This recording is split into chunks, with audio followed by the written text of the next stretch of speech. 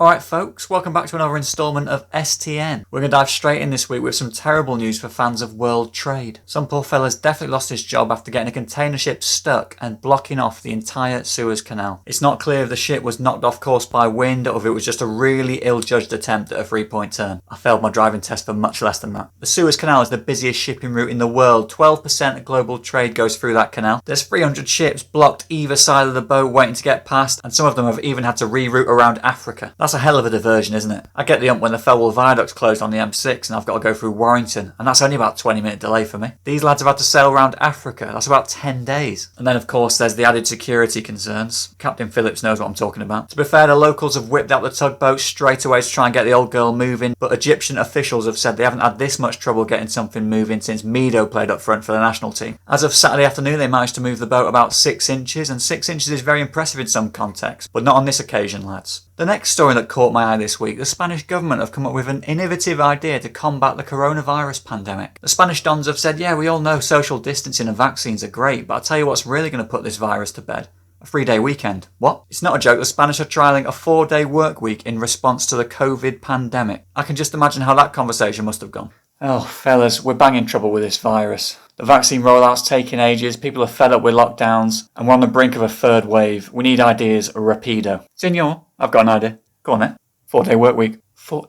How's that going to help? Less time at work, less time for virus transmission, and we can pay for it with that EU COVID recovery funding? I don't know. Won't it just look like we're using the EU's funding for a bit more time off? I mean, we already take an afternoon nap as it is. Nonsense. No. People will be more motivated after a long weekend in the pub with family and stuff. Yeah, alright then, we'll give it a try. Can't believe you fell for that. Can't wait for them to bring that in the UK. And just a quick note, some very sombre news before we move on to the sports roundup this week. It's been a very sad week for British motorists as Ford have announced after 29 years they're ceasing production of the iconic Ford Mondeo. If you're under 29 years old and from the north, there's a very good chance you were conceived in one of these bad boys. You can just picture your mum sprawled out on the back seat there. End of an era. Now onto the sports roundup. Starting off with the fight game, it was an awful Saturday night for white supremacists as Francis Ngannou and Dillian Whyte won their respective main events in spectacular fashion. Both fighters avenged their previous losses, and Francis Ngannou got his hands on the UFC heavyweight title with a scary knockout of Stipe Miocic. After the fight, Dana White all but accused John Jones of ducking the Ngannou fight, but being the opportunist that I am, I grabbed the bull by the horns and called out Francis Ngannou on Twitter. I did a few kickboxing classes back in the day. I need a bit of time to get in shape, but I reckon I could mash him up. In other sports news, Wales have won the Six Nations, but I'll be honest, I don't really care about rugby, especially rugby union, and especially if England aren't winning. The World Cup qualifiers rumble on. England are playing Albania in about 10 minutes as I record this video, but STN waits for no man, so I'm just going to assume we won that one. And that almost brings me to an end of another lovely instalment of STN. That's 2 YouTube videos in 3 days. Absolutely spoiling you rotten. But before I sign off, I'm going to leave you with something from one of my Twitch streams earlier this week. It can only be described as the greatest comeback in FIFA Pro Clubs history. Enjoy.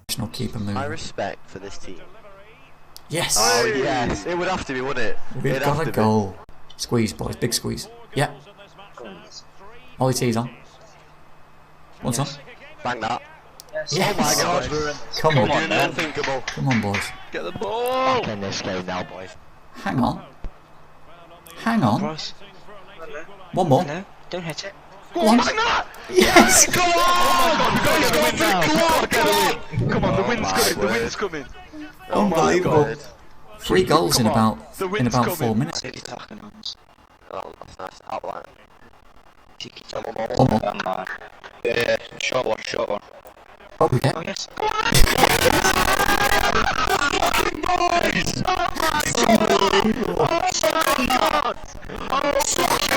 Suck your mum, indeed.